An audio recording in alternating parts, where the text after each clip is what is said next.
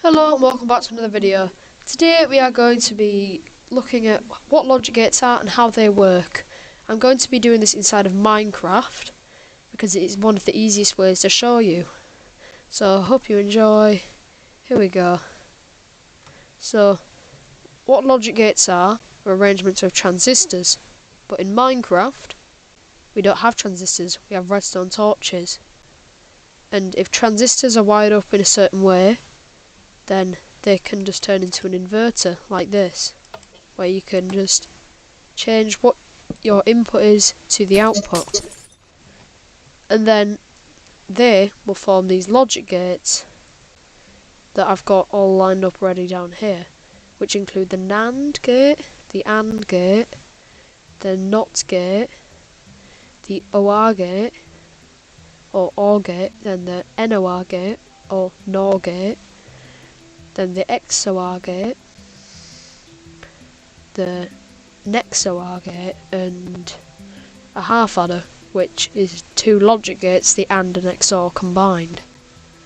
So if I come back down to the start, this is an AND gate, then this is its truth table. The first two columns are A and B, the two inputs, and then the last one is the output. So as you can see, I've got no inputs and I'm getting an output, and if I do that, still going to get an output. If I then swap it over to that one, which is the next one, still get an output. Then if they're both then on, there's no output. And the way this is built is you have two inputs going through to what would be transistors but redstone torches instead, and then they go down to the output after having their outputs combined. And then here we have the AND gate. This one is just the exact opposite of this, and that's its truth table. So if I do that, I'm not going to get any output. Do that, no output either, but both on together, then I'll get an output. The way this one works is it's exactly the same, other than it has an extra inverter on it. Then next we have the NOT gate, probably the simplest, because it only has one input and one output. So by turning that on, it's 0, the output, and turning it off, it's 1. This is just an inverter because it's a single redstone torch. Then next we have the OR gate. I've done this with repeaters, which in real life are just diodes, and if any of the inputs are on, there is always an output. No matter what the input is, except for 2 zeros, there is always an output. Then next we have the NOR logic gate, which is just opposite to this one, and it's currently got no inputs, which means it's a 1 output. But if we have any inputs, it then goes off due to having an extra inverter after the two diodes or repeaters. Then next we have the XOR logic gate. This is a slightly more complicated one, because if you have 2 zeros, you're going to get nothing, but if you put 1 in the first lamp, you get 1. 1 in the second lamp, you also get 1, but 2 inputs, you get nothing. And the way this works is we've got an AND gate along the top, which goes to there, so if that gives an output, it prevents these from giving an output as well. Then these two here allow it to give an output if just one of them's on, as well as 2 inverters at the end. Then next we have the NXOR gate. This one is the opposite of this one. It's even more complicated though, because it's just got an extra inverter on the end. But other than that, it's exactly the same. It just has different truth table. So if I put 2 zeros in, I get nothing. Put 1 in the first one, it goes off. 1 in the second one, it goes off. and if they're both on, it functions like an AND gate, gives an output. Then next we have the half adder, which is an AND gate and an XOR gate combined.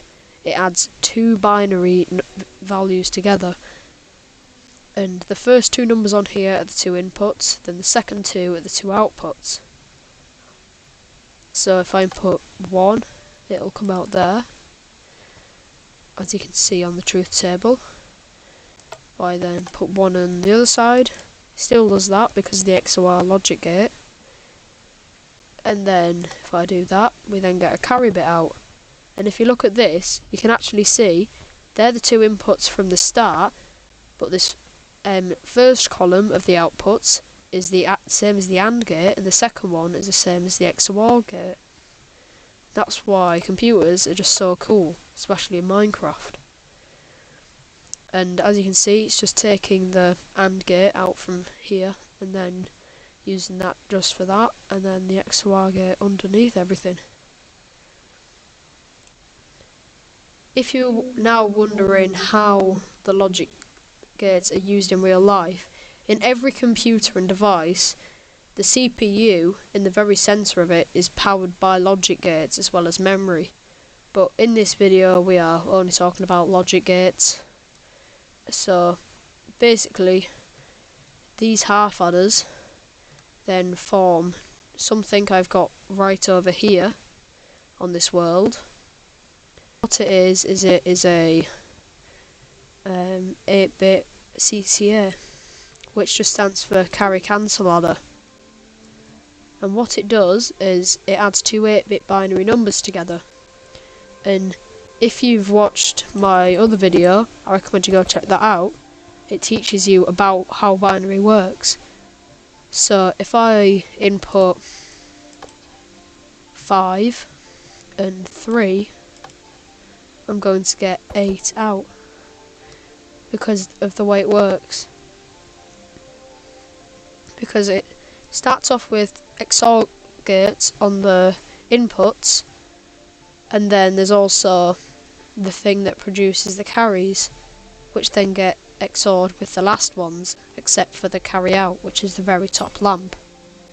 Oh. Every video I always seem to break something. Anyway, this uses some more logic gates to then send more inputs in to calculate this. And the way that this works means, because in Java Edition, which is what it was designed in, glass towers work slightly differently to in Bedrock, where they can only go up and they can't go down. So I just had to redesign it. So this goes up but not down, just by using slabs like this. And there are a few glass towers in here. And then there's all the repeaters to boost signal strengths and to make sure stuff only goes one way. And then you might also be wondering, what is this block? This is a redstone comparator, and what it does is it adds two redstone signal strengths together unless you have turned this dot on the end on, which means it's then in subtracting mode, and it subtracts the front value going into the back of it from the one going into the side of it, or the other way around, I can't remember. Then that forms an XOR gate by having a solid block there, which then means if either of them give an output, this thing will give a total output. And then there's an XOR logic gate here, which goes to the carry tower, as well as just a NOR gate. And them two go into this little thing, which I don't really know how it works, which then works out the carries and sends them up, not down. And it starts from the bottom, and it takes it to the last XOR gate, then produces an output. So if I just change these values, it's going to still give me an output just one bit higher. And it's really fast, this as well.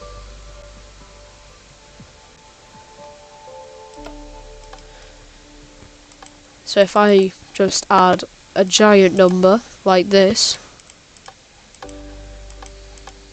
and I'm going to add 255 to 255. It's going to overflow and it's going to come out the top one to give me 510.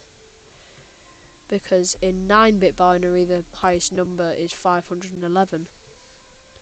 Although there are 512 values because 0 is included when you're talking about computers. But anyway, thanks for watching. I will see you in the next video.